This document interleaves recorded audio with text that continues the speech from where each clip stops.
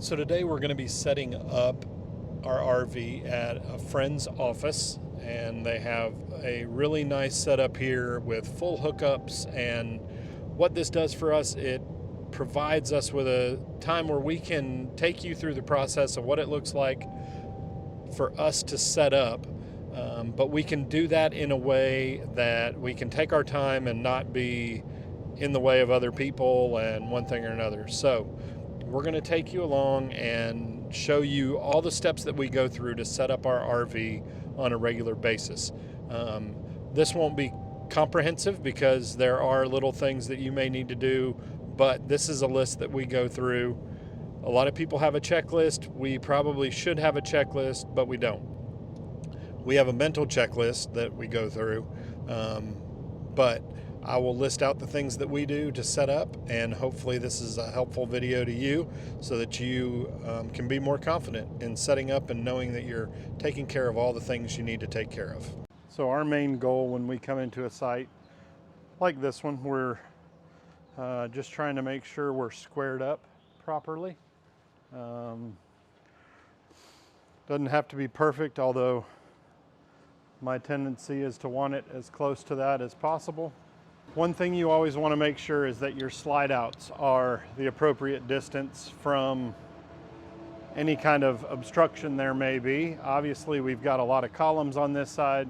I know that my first slide here, the bedroom slide, it is 36 inches. The bunk room slide, also 36 inches.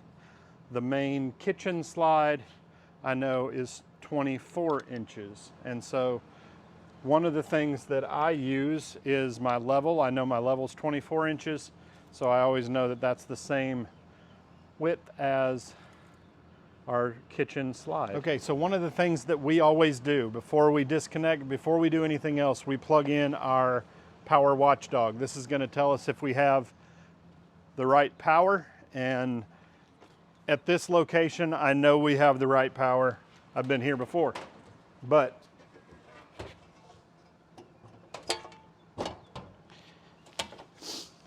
you live and learn on this type of thing.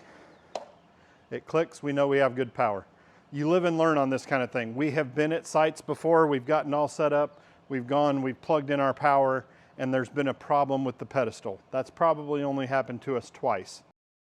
So for us, we have our landing gear is operated here. So we turn it on and we start the jacks, and you can see both of our front jacks begin lowering.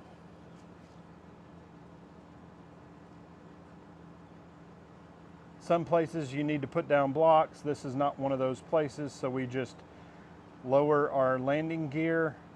This allows us to then unhitch the truck, which we'll get into next.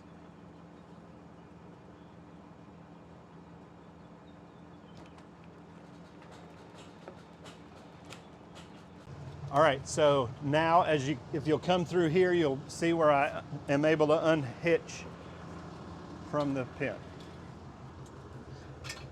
So I take the pin out, the breakaway cable, I unhitch. It's as easy as that, and then I'll pull forward. Okay, and then you just pull out from under the RV. Make sure your tailgate is clear. All right, so the next step for us is we hit the auto level button. This is theoretically supposed to get us all leveled out. The front one's coming down first.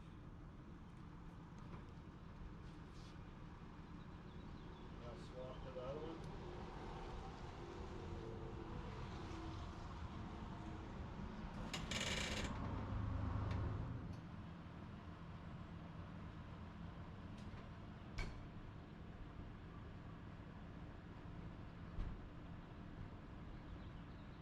All right, so we always double check. I don't trust auto level for obvious reasons. So we always double check and make sure we're good and level. This time the left side needs to come up just a hair. We're able to bump it up. We're all set. The other place that I check level is on the front jack.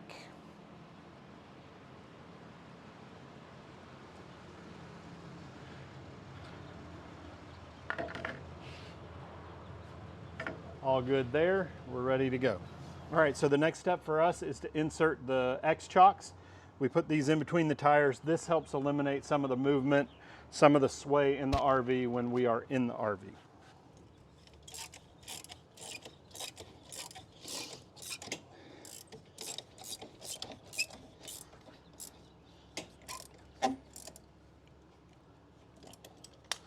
Get those done on both sides, and then we'll move to the next step.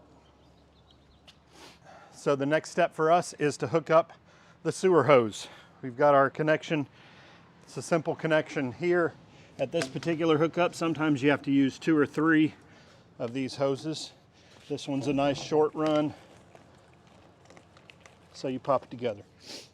Now, some people wear gloves to do this. I don't choose to wear gloves. Hate me in the comments. If you want to, that's okay. For me, I just try to be careful with it, make the connection. The people that I see that wear gloves, they end up touching everything with their gloves anyway, so I'm not sure it helps much. But you do you, I'll do me. Once you do your sewer hookup, it's real easy to go ahead and wash your hands. Clean hands, ready to go. So next up for us, we hook up our water pressure regulator. What this does for us, we're able to hook up to our water source. This regulates the water pressure, so it will not allow it to go over a certain pressure. When I open this up, you can come and see here, it gives me a reading of the water pressure that I'm currently getting, which you can see is right at about 57 PSI. That's great for us. I like to be right around 60 if I can help it. That gives us plenty of water pressure when we're showering and things of that nature. So again, you pick your water pressure. Some people like to stay at 40. That makes them feel safe. I like a little more water pressure than that. I've tested our pipes and connections and they can handle that. So we go with, this is set to 60 PSI. So if it had 70 at this would not allow it to go over 60. All right, so after the pressure regulator is hooked up, we hook up this is our black tank flush hose. I like to always have it hooked up so that when I need it, if you come around here, you can see we've got 2 spots. I've got quick connects for that one. I don't have quick connects for the regular water hose. Ask me why. I don't have an answer for you, but it is what it is. So we go ahead and hook up both our water hoses.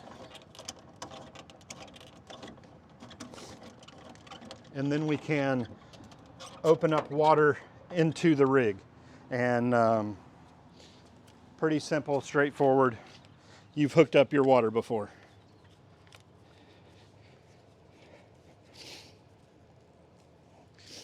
So once it's hooked up for us, we flip the switch and we've got water. Okay, so when we turn on the water from the city water outlet, we come here and make sure that our city water, that all of our things match up to that. And this is our Nautilus water management system. Simple to follow the pictures that are here for you. There you go. We've got it all set.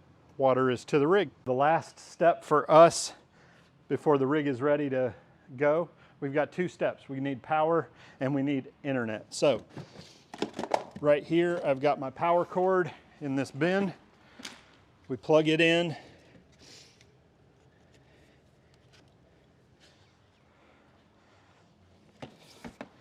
And everyone's power is in a different spot on their rig. Ours happens to be here on the back corner. So we go ahead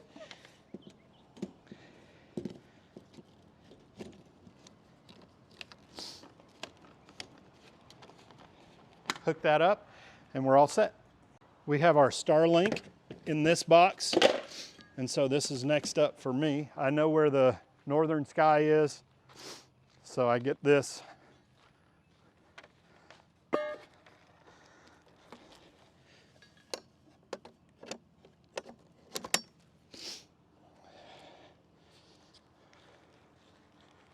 Get that set up, and then I walk it over here so that when we go inside, We'll show that as the last step in the process, but as the slides go out, we move this, and it actually ends up going in between here once the slide is out. And that's where we put in our Starlink, so everyone's happy and everyone has internet.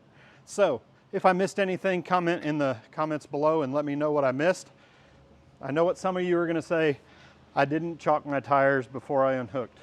Yeah, many people do that. I know that this is a level spot, it's not gonna roll away. So I didn't do that, shame on me. Comment in the video or the comments below and tell me how bad of a person I am. So now that we've got all that done, we can go ahead and get the steps down. Once the steps are down, then Casey takes over on the inside. That'll be on the next video, so be sure to follow along. Subscribe to our channel, and you'll see next time when we set up the inside of the RV. So for us, we take our Starlink cord, we pull back right here, we pass the end through, and then Casey's able to grab the other side and hook it up to our router that's on the inside.